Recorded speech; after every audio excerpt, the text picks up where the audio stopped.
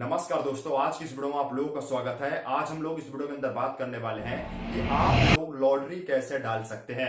दोस्तों, इससे पहले मैंने एक वीडियो और बनाया था और उस वीडियो के अंदर आप लोगों को बताया था कि आप लोग जो 2025 का जो नया नियम था और उस नियम के अनुसार आप लोग लॉटरी कैसे डाल सकते हैं उसके बारे में बात किया था। लेकिन दोस्तों, आज मैं इस वीडियो के अंदर बात करने वाला हूं कि आप लोग बेसिक से आप लोग लॉटरी कैसे डाल सकते हैं और लॉटरी डालने के लिए आपके पास क्या क्या डॉक्यूमेंट्स होंगे, और इस वीडियो के अंदर सिर्फ लॉटरी से संबंधित सारे डाउट क्लियर किए जाएंगे। और आप लोग कभी भी अगर आप लोग लॉटरी डालना चाहते हैं तो वो सारे जानकारी आपके पास होनी चाहिए जो आज मैं इस वीडियो के अंदर एक्सप्लेन करने वाला हूं। और अगर आप लोग इस बिजनेस को करना चाहते हैं, यानी कि आप इंग्लिश शराब का ठेका या देसी शराब का ठेका या आप लोग का जो कंपोजिट है, अगर कंपोजिट शराब का ठेका लेना चाहते हैं तो आप लोग इस वीडियो को देखिएगा, क्योंकि इसमें ना मैं लॉटरी से संबंधित ही बात करने वाला हूं। और जो लोग इस बिजनेस को करना चाहते हैं और इस बिजनेस में इन्वॉल्व होना चाहते हैं तो ये बिजनेस का ये सबसे बेसिक पॉइंट है।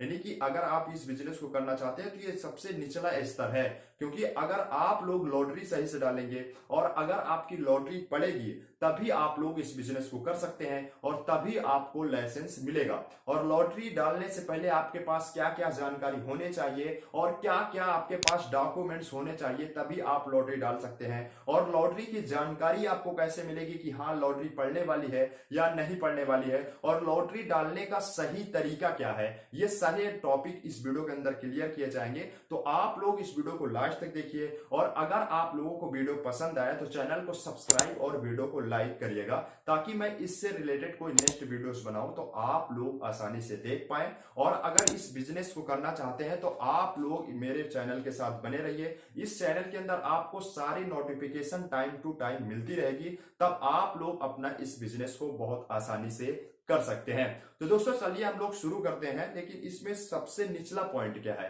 यानी कि सबसे बेसिक पॉइंट क्या है, उसके बारे में बात करता हूं। तो देखिए दोस्तों, सबसे पहले आप लोगों को यह पता होना चाहिए कि ये लॉटरी कब पड़ने वाली है और लॉटरी का क्या टाइम रखा गया है, ये जानकारी आपके पास होनी चाहिए। और ये जानकारी आपको कैसे मिलेगी, जैसे देखिए, अगर आप लोग मेरे चैनल के साथ बने रहेंगे तो मैं आप लोगों को इस चैनल के अंदर वीडियोस बना के कुछ दिन पहले ही आप लोगों को डाल दूंगा और आप लोग उस हिसाब से देख सकते हैं। लेकिन सबसे पहले जरूरी बात इसमें यह है कि इसमें क्या गाइडलाइंस होनी चाहिए, मतलब कि जो सरकार की तरफ से जो गाइडलाइंस आएगी उसी के हिसाब से लॉटरी पड़ेगी। क्योंकि ये शराब वाले जो बिजनेस होते हैं इसमें जरूरी नहीं कि हर साल इसमें आप लोगों की लॉटरी पड़े, ये सरकार के ऊपर डिपेंड करता है। सरकार के जो गाइडलाइंस है उसके ऊपर डिपेंड करता है कि सरकार क्या चाहती है। अगर सरकार के ऊपर से अगर नेक्स्ट ईयर लॉटरी प्रक्रिया रखी गई तब उसमें लॉटरी पड़ेगी, और अगर लॉटरी प्रक्रिया नहीं रखी गई, सभी दुकानों को रिन्यूअल कर दिया जाएगा, तो आप लोगों को मौका नहीं मिलेगा। उसमें मौका कब मिलेगा,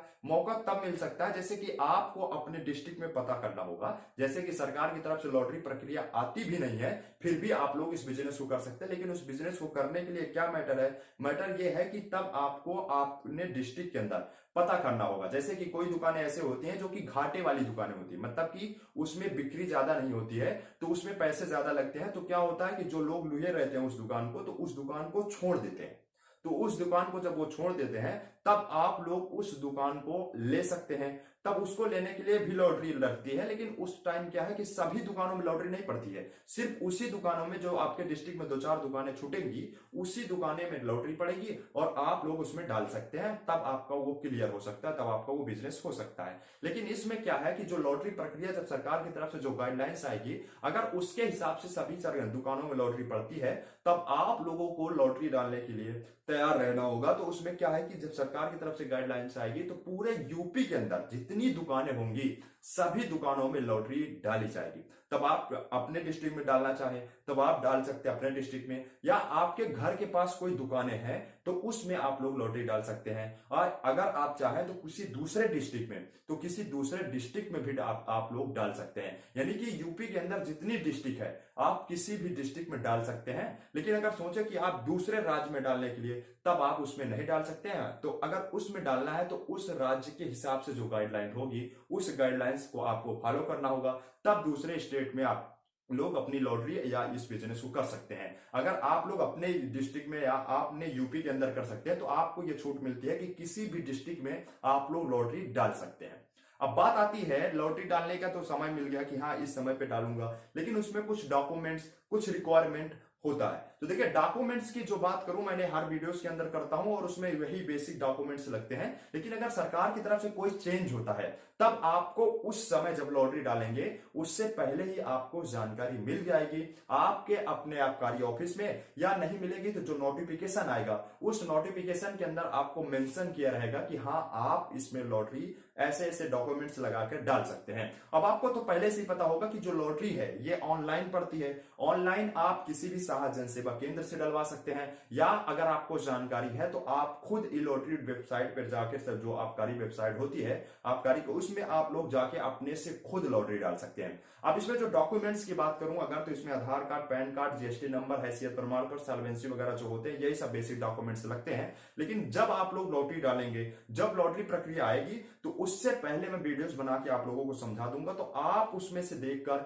जो डॉक्यूमेंट्स आपका रहेगा वो आपका लगा सकते हैं। लेकिन 2025 में क्या था कि 2025 में जो आपकी सॉल्वेंसी मांगी गई थी, इंपॉर्टेंट टॉपिक है ये, ध्यान रखिएगा कि जो 2025 में जो सॉल्वेंसी लग रही थी, लोग ये सोच रहे थे कि मेरे पास 2023 या 2022 या 2021 की सॉल्वेंसी है तो मैं उसको लगा दूं तब भी मेरी लॉटरी अप्लाई हो जाएगी। लेकिन क्या था कि सरकार की तरफ से बदलाव यह किया गया था कि आप अगर 1 जनवरी 2024 के बाद का है, यानी कि 1 जनवरी 2024 के ये 2025 के तरफ का अगर आपका कभी भी बना हुआ, कभी कभी किसी भी टाइम का, किसी भी डेट का बना हुआ है, तब आप उस सॉल्वेंसी को लगा सकते थे। 2024 के बाद के 23 का नहीं लगा सकते थे, यानी कि इसलिए नया नया अपडेट वाला जो सॉल्वेंसी था उसको मांगा गया था। तो जिन लोगों के पास पुराना था वो लोगों ने नया बनवाकर अपना इसमें अपनी लॉटरी अप्लाई की थी। तो वही मैं बता रहा हूं कि इसमें डॉक्यूमेंट्स मैं इसलिए नहीं बता रहा हूं क्योंकि डॉक्यूमेंट्स सरकार की तरफ से कब बदलाव कर दिया जाए, कौन कौन से डॉक्यूमेंट्स की रिक्वायरमेंट कर दी जाए, तो इस हिसाब से आप लोगों को जब लॉटरी प्रक्रिया आएगी